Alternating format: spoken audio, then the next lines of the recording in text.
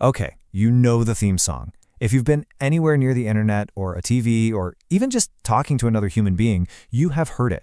The White Lotus is so much more than a TV show at this point. It's a full-on cultural event, and trust me, everyone has a take. So let's get into it. We're going to break down the anatomy of this global phenomenon. From the very beginning, the critics were all in. RogerEbert.com nailed it when they called it alternately hilarious and unsettling. I mean, that perfectly describes that queasy, can't-look-away feeling you get, right? This was never going to be a feel-good show. It's about being absolutely mesmerized by these beautiful, broken, and let's be honest, pretty awful people.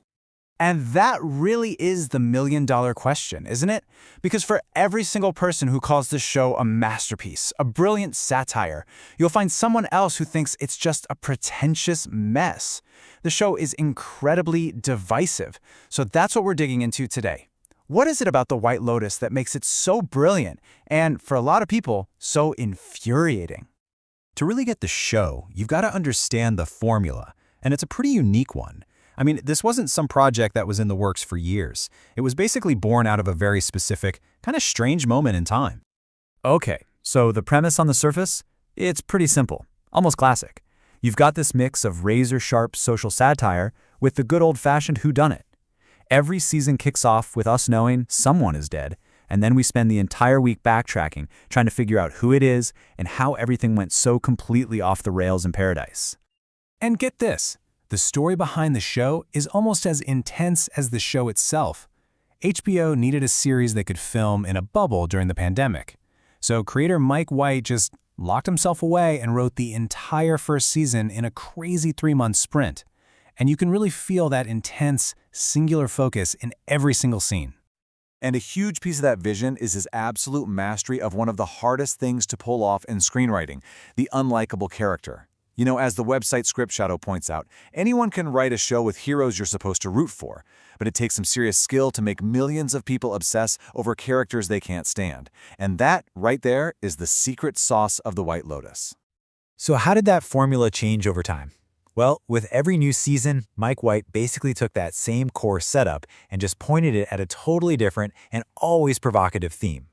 Each one of these resorts is like its own little petri dish for bad human behavior. And he's actually laid it all out for us pretty clearly. Season 1 in Hawaii, that was all about money and class. Season 2, we go to Sicily, and it's all about sex and desire.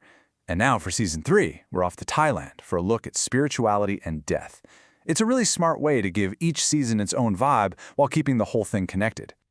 But, having those distinct flavors is exactly what has kicked off this huge ongoing debate among the fans.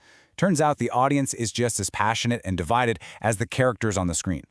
In the biggest fight, it really boils down to Season 1 versus Season 2. You've got the people who loved the first season for its lighter, funnier tone, the sharp commentary on class, and the focus on the hotel staff. But then Season 2 went way darker, way more sinister. It became less satire and more of a straight-up mystery about sexual politics. And the character loyalties? Oh, they are fierce. If you're on Team Season 1, you probably think it's all about Armin, the completely chaotic hotel manager. For these fans, his spectacular downward spiral wasn't just part of the show, it was the show. But then, there's Tanya. She's the only character who made it to Season 2, and while so many people absolutely adore her, a whole other camp finds her completely and totally grating. It's the perfect example of how two people can watch the exact same thing and come away with completely opposite feelings. And yeah, that big shift in tone didn't sit well with everyone. Some fans felt the pacing just got way too slow, and that the writing, as this Reddit user put it, was a crushing disappointment. The argument is that the show moved too far away from what made that first season feel so fresh and so sharp. So how did Mike White, the creator, respond to all this criticism about the pacing? Oh, it was classic. In his own unforgettable way, he basically told everyone that the slow burn was completely on purpose, that it was a kind of cinematic edging. It's a bold defense, basically saying, hey, if you don't get the vibe, you're in the wrong bed. So, okay, the fans are fighting it out online, but what about the professional critics? Well, for the most part, they've stuck with the show. Even when they call out its flaws, like, for instance, how it sometimes struggles with its characters of color, they almost always end up praising the incredible writing, the amazing acting, and of course the absolutely gorgeous locations. All right, so let's move past the fan wars and the reviews for a second. Let's peel back another layer and look at some of the deeper meanings that analysts and academics are pulling out of the show. One really powerful take on Season 2 is that at its heart, it's a story about women. Jennifer Coolidge even said it's about all the different ways women have to survive. I mean, think about it. You've got Tanya's innocence being totally taken advantage of, Portia being betrayed and literally held captive, and then you have Daphne with her chillingly practical advice to just do whatever you gotta do to not feel like a victim. It's like a masterclass in how women cope in a world that's often not built for them. But it's not all praise. The show has also faced some serious academic criticism. One study took a close look at Season 2's portrayal of Italian characters and found that, well, it leaned pretty heavily on some old stereotypes. We're talking specific physical looks, being loud, and, yep, the inevitable link to the mafia. It's just a good reminder that even a really smart satire can sometimes fall back on lazy cliches. Now this is where things get really fascinating, because the show's impact goes way beyond just our TV screens. It's having a very real, very measurable effect on the actual world, something people are starting to call the White Lotus effect. For example, the second they announced that Season 3 would be in Thailand, travel searches for the country just exploded. It's not just a little bump. The show is plugging directly into Thailand's wellness tourism industry, which is a mind-boggling $22.8 billion market. And it's fueling this whole trend called mestige, a mashup of mass and prestige. It's this idea of taking these super elite luxury experiences and marketing them to a much, much bigger audience. All of a sudden, everybody wants a vacation that looks like the ones they see on the show.